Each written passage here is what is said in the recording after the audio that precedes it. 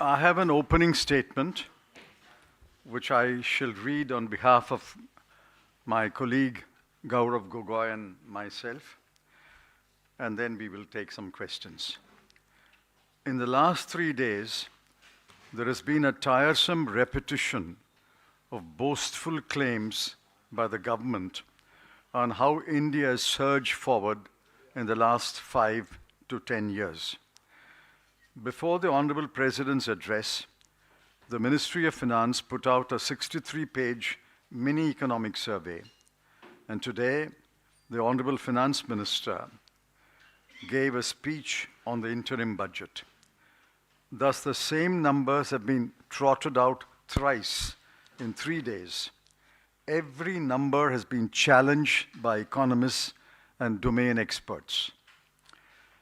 The FM spoke about youth. She did not speak about unemployment. According to the PLFS and the State of Working India report, the unemployment rate among youth between the age of 15 to 29 years is 10%, rural 8.3 and urban 13.8.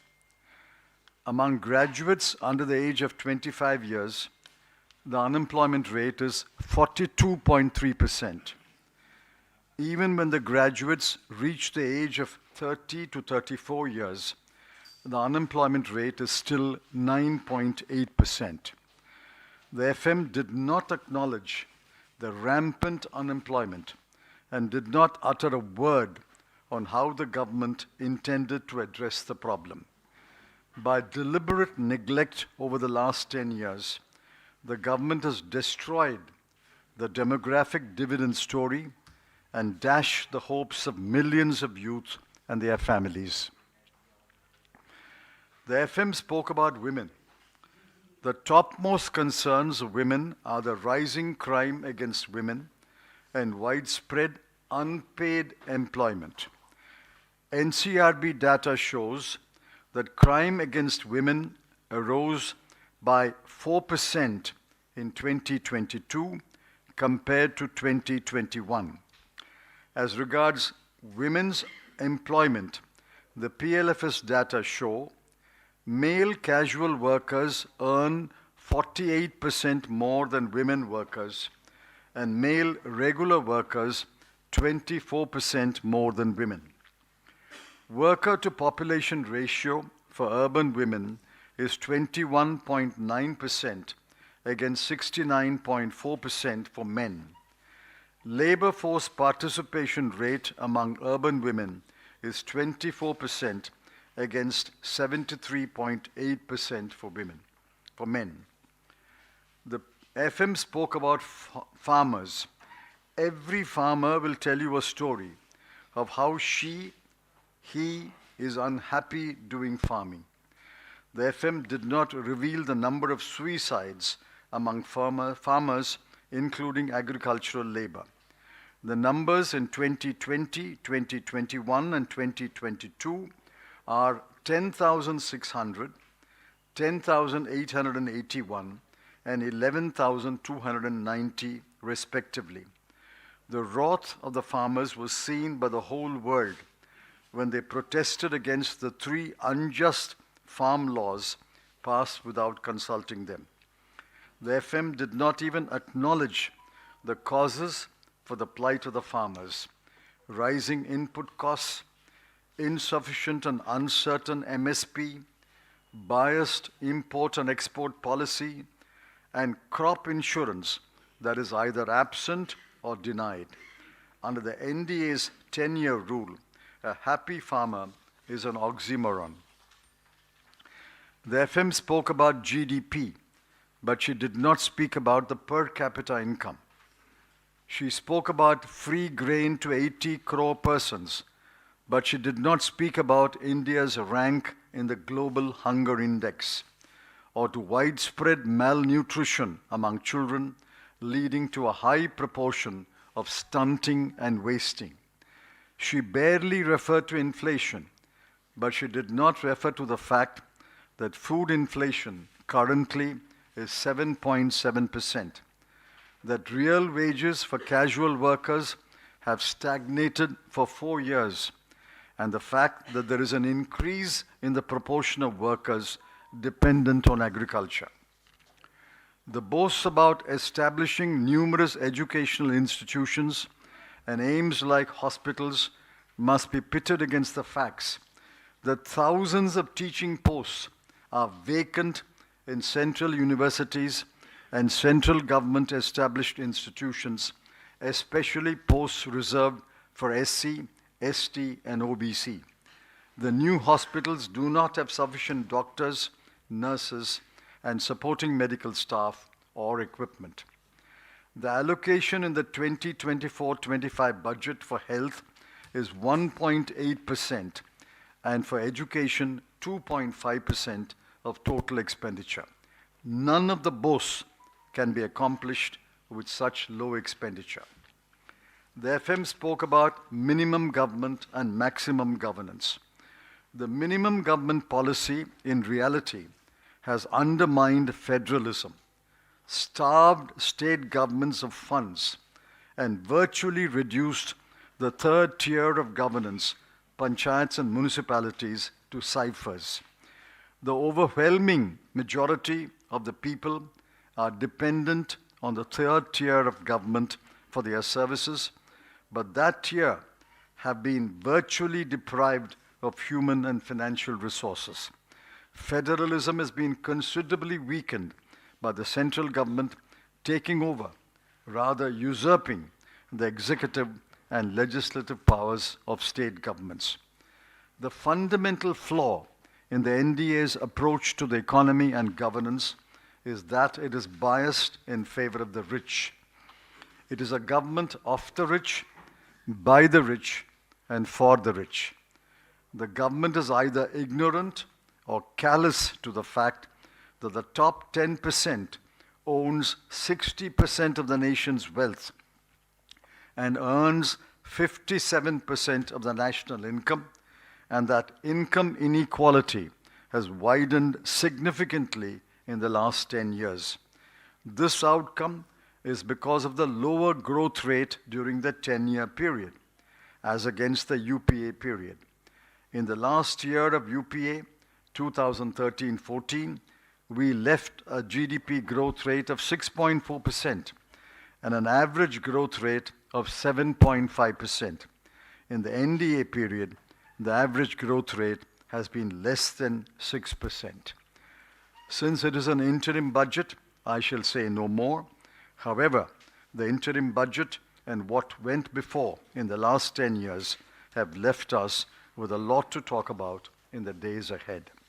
Now I shall request my colleague, Mr. Gaurav Gogoi, to say the substance of my statement in Hindi.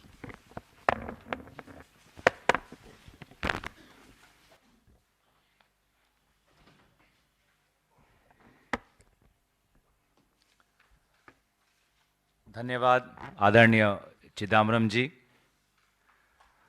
दोस्तों, प्रधानमंत्री मोदी जी के सरकार की इस आखिरी budget में गरीब को खोखले वायदे के अलावा कुछ नहीं मिला। मध्यम वर्ग, उनका तो नाम भी आजकल प्रधानमंत्री और वित्त मंत्री अपने बजट स्पीच में लेना बंद कर चुके हैं। और ये जो सरकार है, सिर्फ वे चुने हुए उद्योगपति जो प्रधानमंत्री मोदी जी के करीब है, उनके लिए है। ये सरकार अमीरों की है, अमीरों के लिए है, अमीरों के द्वारा संचालित है। और यही इस बजट में देखा, गरीब के लिए खोखले वादे और मध्यम वर्ग को तो अनदेखा ही कर दिया है। मैं सबसे पहले बात करना चाहूँगा किसानों की। किसानों की आय दुगनी करने की वादे तो इस सरकार ने की, लेकिन वास्तविक यह है कि किसान आज भी आत्महत्या पर अपने जिंदगी के आखिरी दिन में ये सोचता है कि मैं अपने आजीवन मैं स्वयं ले लूं। और आंकड़े यही कहती है चाहे आप 2020 का देखें, 21 या 22 का देखें, लगभग हर साल 10,000 से 11,000 भारत के किसान आत्महत्या के लिए मजबूर होते हैं। और अफसोस की बात है कि उनका उल्लेख इस बजट में नहीं था। पूरे देश के किसान मोदी जी के 3 काले कानून के विरोध में आए और उन्होंने जो साल भर आंदोलन करने के बाद जो मांगे रखी, उन मांगों को भी आज इस बजट के वक्तव्य में नजरअंदाज किया जा रहा है। उनकी मांग थी एमएसपी को लेकर कि उसको एक कानूनी दर्जा मिले, वो एमएसपी पे कुछ नहीं। उनकी मांग थी कि जो आयात और निर्यात की जो नीति है वो किसान के पक्ष में होनी चाहिए, लेकिन हम देख रहे हैं बार बार, चाहे महाराष्ट्र हो, गुजरात हो, जब भी किसान की फसल अच्छी होती है सरकार किसान के पक्ष नहीं लेती और ऐसे कुछ नीति हाथ में लेती है जिससे कि किसानों को नुकसान पहुंचता है। हाल में ही हमने प्याज के किसानों की दुर्दशा देखी और कोई भी उल्लेख हमें इस सरकार से नहीं मिलता। आज फसल बीमा योजना पूरी तरीके से आज विफल हो चुकी है। किसान बार बार प्रीमियम तो देता है, लेकिन उसको जो क्लेम में जो इतनी सहायता मिलनी चाहिए वो सहायता उसको नहीं मिलती। मैं किसानों के बाद युवाओं की करना चाहूंगा, जो आज बेरोजगारी से लड़ रहा है, जूझ रहा है। और ये मैं नहीं, ये सरकारी तथ्य कहते हैं। चाहे आप पीरियोडिक लेबर फोर्स सर्वे का डाटा पकड़े जुलाई 2022 से जून 2023 तक, या स्टेट ऑफ वर्किंग इंडिया का रिपोर्ट 2023 पकड़े, आज जो 15 से 19 साल के बीच में जो युवा है भारत में, उनमें से 10% युवा आज बेरोजगार है। और चिंता की बात यह है कि उच्च शिक्षा पाने के पश्चात भी अगर हम तथ्य देखें, जो 25 वर्ष के आयु में हमें दिखाई देता है, जो ग्रेजुएट्स हैं उनमें भी बेरोजगारी की समस्या बहुत ही संवेदनशील है और लगभग 40%, 42.3% बेरोजगार ग्रेजुएट आज ये भारत की वास्तविक स्थिति है। जो हमारी आज की तारीख में युवाओं की जो शक्ति हमको और बढ़ानी चाहिए थी, आज उस युवा शक्ति पर ये मोदी सरकार उनके सपनों पर आज बुलडोजर चला रही है। महिलाओं की बात बार बार की जाती है, लेकिन महिलाओं के प्रति जो आज भी क्राइम हो रहा है या जिस प्रकार से महिलाओं को धीरे धीरे लेबर फोर्स में जो उनका हक होता है कि पुरुष के जितना उनको वेतन मिले या लेबर में उनको और भागीदारी का एक मौका मिले, वो भी आज हम नहीं देख पा रहे। महिलाओं के प्रति क्राइम, आज NCRB national crime records bureau का डाटा देखें तो 2022 में 4% बढ़ोतरी हुई है अगर आप 2021 के तुलना में देखें। अगर आप मेल कैजुअल वर्कर्स का देखें तो वो लगभग 50% ज़्यादा कमाते हैं महिलाओं कैजुअल वर्कर्स के तुलना में। लेबर फोर्स का पार्टिसिपेशन रेट भी अगर देखें विशेष रूप से शहरी महिलाओं के बीच में, तो वो भी सिर्फ 24% ही है, जबकि पुरुषों का लगभग 70% यानी कि 73.8% है। तो महिलाओं को भी जो उनका हक आज की सरकार में, आज के माहौल में मिलना चाहिए, वो नहीं मिल रहा। मैंने युवाओं की बात की, महिलाओं की बात की, किसानों की बात की। जीडीपी में भी बार बार जीडीपी का उल्लेख तो किया जाता है, लेकिन पर कैपिटा इनकम का उल्लेख नहीं किया जाता। 80 करोड़ लोगों को मुफ्त में अनाज तो मिलता है, लेकिन कुपोषण जो आज भी एक बहुत बड़ी समस्या है, उसको लेकर हम बात नहीं करते। बच्चों के बीच में जो स्टंटिंग और वेस्टिंग की समस्या है, अनीमिया की जो समस्या है, ये जो सच्चाई है आज देश की, इस सच्चाई को बार बार छुपाने की कोशिश मोदी जी करते हैं। आज महंगाई, फूड इन्फ्लेशन लगभग 7.7% है। ये हमारे भारत के लोगों के लिए बहुत ही मुसीबत और बहुत ही मुश्किल है, लेकिन महंगाई से जो राहत आज देश को मिलनी चाहिए वो राहत मोदी जी नहीं दे पा रहे। उच्च शिक्षा की बात करते हैं, मेडिकल कॉलेज की बात करते हैं, लेकिन इसका उल्लेख नहीं करते कि सारे उच्च शिक्षा के संस्थानों में आज हजारों की तादाद में शिक्षकों का जो पोस्ट है वो खाली है। और बहुत ही हमें दुख हुआ कि जब हम वो खाली पोस्ट देखते हैं तो उसमें से ज्यादा पोस्ट वो हैं जो एससी, एसटी और ओबीसी, अनुसूचित जाति, अनुसूचित जनजाति और पिछले वर्गों के लिए जो पोस्ट रिजर्व्ड किए हुए हैं टीचिंग के, वो हमें खाली दिखाई देते हैं। तो ये सरकार बार बार अनुसूचित जाति, अनुसूचित जनजाति और पिछले वर्ग की बात तो करती है, लेकिन उनका जो हिस्सा होना चाहिए टीचिंग पोस्ट में या सरकारी पदों में, उसके बारे में ये सरकार कुछ नहीं कर पा रही। अस्पताल तो खोल रही है, लेकिन अस्पतालों में ना डॉक्टर दिखाई देता है, ना नर्स मिलती है, ना कोई अगर स्कैन करवाना हो तो उस प्रकार का इक्विपमेंट। तो शिक्षा और स्वास्थ्य जो किसी भी समाज के लिए अनिवार्य है, जितना बजट में मिलना चाहिए नहीं मिल रहा। 2024-25 के बजट में स्वास्थ्य के लिए 1.8% और शिक्षा के लिए 2.5% ही टोटल एक्सपेंडिचर का ये जो अमाउंट रखा गया है, ये बहुत कम है और इससे भारत आगे नहीं बढ़ सकता। तो ये अगर हम यूपीए की तुलना में देखें तो 2023-24 में जब हमारी सरकार, हमने ये सरकार छोड़ी तो जीडीपी दर लगभग 6.4% था और एवरेज ग्रोथ 7.5% था। अब जब से मोदी जी की सरकार आई है, एवरेज ग्रोथ रेट कम हो चुकी है और 6% से भी कम है। तो ये अभी इंटरिम बजट है, लेकिन इस इंटरिम बजट से भी लोगों की बहुत अपेक्षा थी। ये अपेक्षा आज पूरी तरीके से आज बहुत लोग मायूस है और जो उन्होंने अपेक्षा की थी, अपेक्षा के अनुकूल आज इस सरकार ने काम किया है। तो इसी पे हमने अपनी ओपनिंग स्टेटमेंट आदरणीय चिदम्बरम जी ने आपके सामने रखा, उसका अनुवाद मैंने करने की कोशिश की और अगर आपके पास कोई सवाल हो तो निश्चय ही चिदम्बरम जी आपके सवालों का जवाब देंगे। धन्यवाद।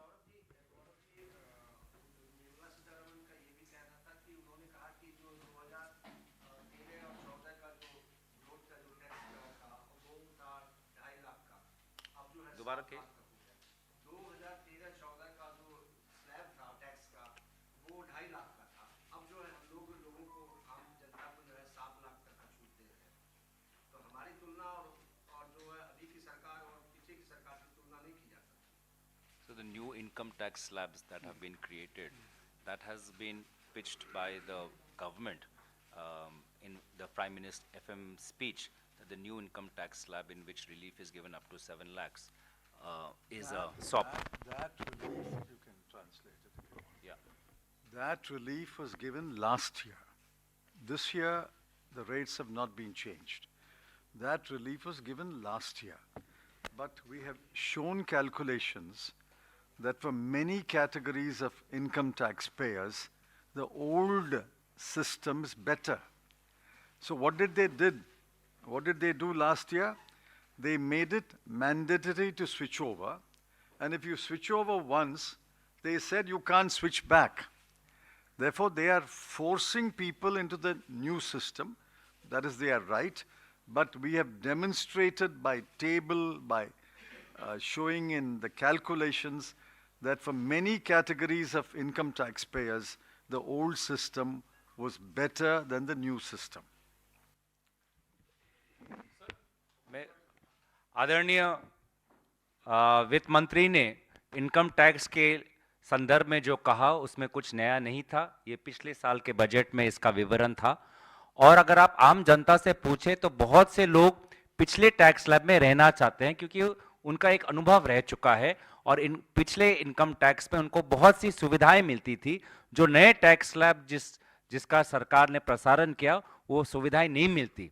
तो बहुत से लोग, आम जनता और हमने भी अपने अध्ययन में देखा कि पिछला टैक्स स्लैब वास्तविक में आम जनता के लिए ज्यादा सुविधाजनक है। इसके पश्चात भी, ज्यादा सुविधाजनक होने के पश्चात भी, इस सरकार ने पिछले 1 साल से मजबूरन लोगों को नए टैक्स स्लैब में जाने के लिए कहा है और बार बार ये निर्देश दिया है। ये लोगों की स्वतंत्रता और लोगों की जो उनकी जो ख्वाहिश थी कि पुराने टैक्स स्लैब में रहकर वो उनको ज़्यादा सुविधाएं मिले, उसके खिलाफ है। और हमने भी अपने अध्ययन में देखा है कि लोगों के लिए पुराना टैक्स स्लैब ज़्यादा अनिवार्य है, लेकिन ये सरकार की स्वेच्छा है। लेकिन सरकार ने कुछ नया मध्यम वर्ग के लिए इनकम टैक्स के राहत को लेकर इस इंटरिम बजट में नहीं कहा। If they were fair, they should leave the choice to the income tax payer. The income tax payer should have a choice of either sticking to the old system or the new system. Why are they compelling, forcing people to go to the new system? जैसे कि कहा गया है कि लोगों को मजबूरन नए टैक्स स्लैब में धकेला गया है इस सरकार के द्वारा, और लोगों की स्वतंत्रता होनी चाहिए कि वो अपने अनुसार उनके इनकम और उनके प्रोफेशन को देखते हुए वो अपने अनुसार खुद चयन करे कि वो पुराने टैक्स स्लैब में रहना चाहते हैं या नया टैक्स स्लैब में।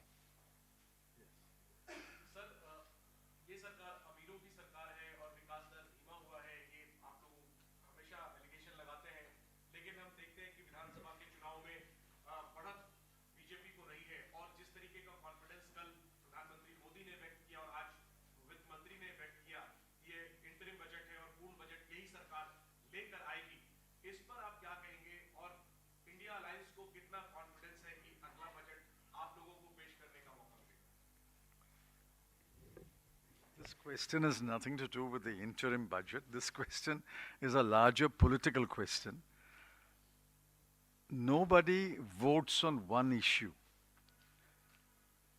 We maintain our charge that this government is a government of the rich, by the rich, and for the rich. This government has practically forgotten the bottom 50% of the people of India.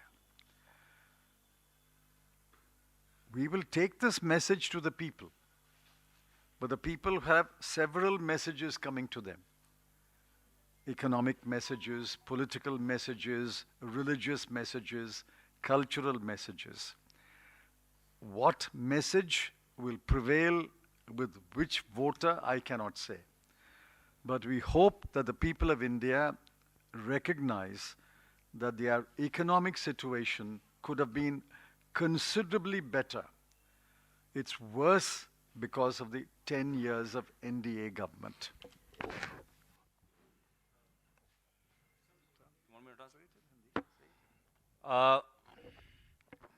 आपका सवाल विधानसभा चुनाव से जुड़ा हुआ है। विधानसभा चुनाव में मतदाता बहुत से विषयों को देखता है। आज हम सिर्फ आर्थिक विषय की बात कर रहे हैं और ये सच्चाई है, क्योंकि अगर आप आर्थिक असमानता देखें गरीब और अमीर के बीच में, तो ये सच्चाई है कि अमीर और अमीर हो चुका है, गरीब और गरीब हो चुका है। इसको कोई नकार नहीं सकता।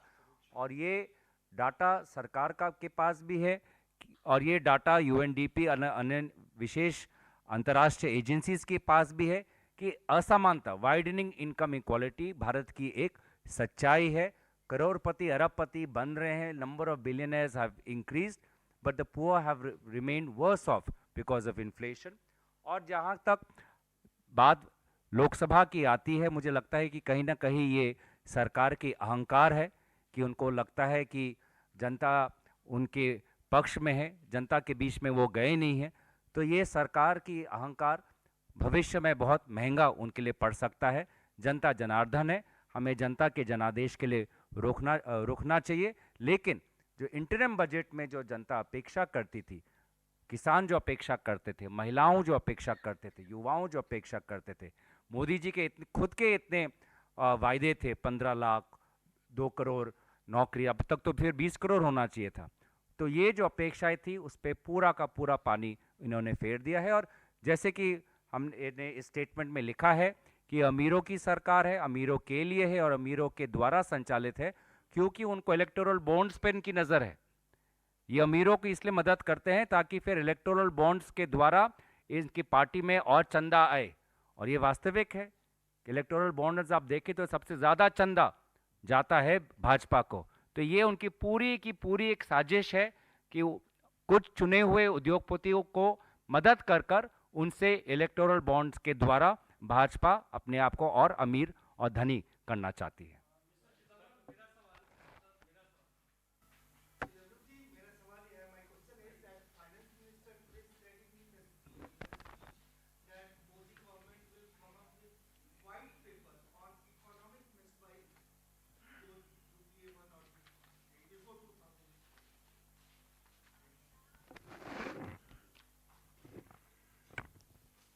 We welcome the white paper. If the white paper is anything like the 63-page mini economic survey, we will respond to that white paper. We are today responding to the 63-page mini economic survey and the 32-page budget speech. If a 100-page white paper comes, we will respond to that also. We are not afraid of a white paper.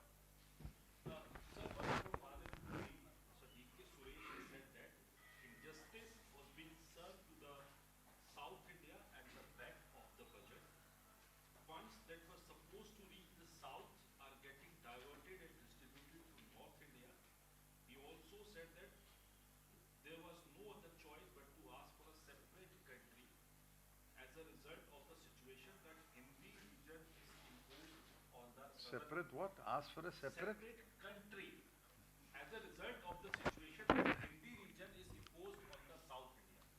I cannot comment on that statement. You have to ask him, but it is not the policy of the Congress party or the position of the Congress party to ask for a separate country. That I can deny. For the rest, you have to ask Mr. Suresh.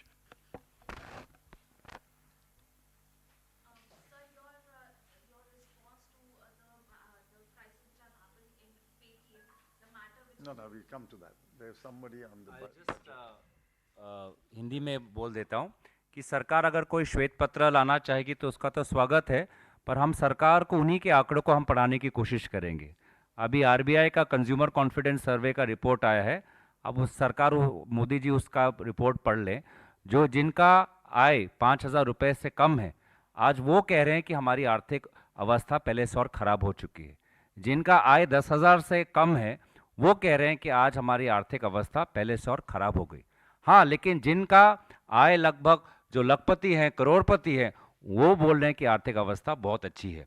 तो ये जो हम बार बार कह रहे हैं कि ये सरकार अमीरों के लिए काम कर रही है और अमीर भी इस सरकार से बहुत खुश है, वो आरबीआई के कंज्यूमर रिपोर्ट में है। श्वेत पत्र से हमें कुछ डराने की कोशिश ना करें। अब 10 साल हो चुके हैं, हमारा छोड़िए, खुद का जो उन्होंने 2 करोड़ प्रतिवर्ष नौकरी में से कितने नौकरी दिए, उसका श्वेत पत्र वो निकाले। Somebody raised his hand there in the second row. Did you? All right, very well.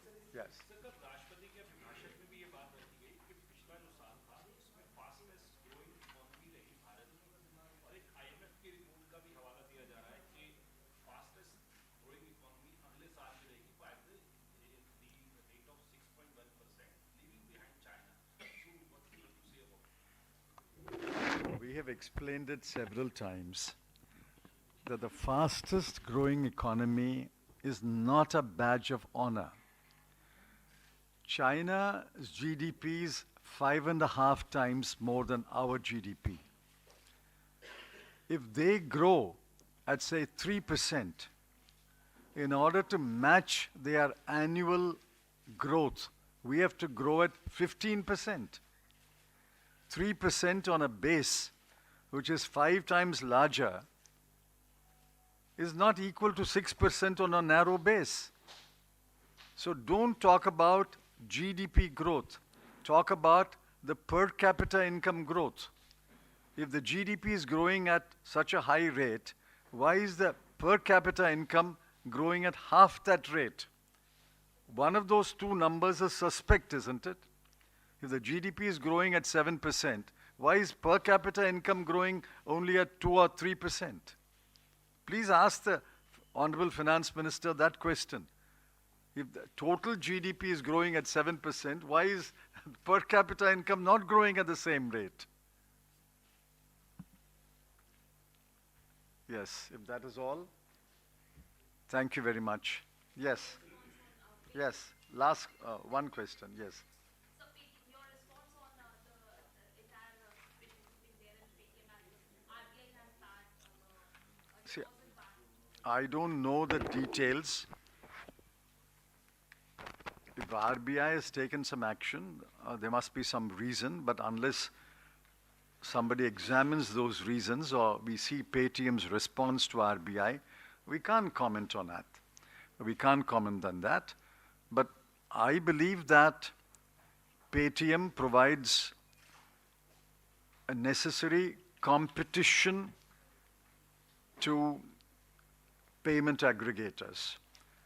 Paytm is an important payment aggregator. If there is something wrong, of course, they will answer that. But I think we must have as many payment aggregators as possible so that there is competition in the market. I am a firm believer in competition. Okay. Thank you very much. Very kind of you. न्याय का हक मिलने तक।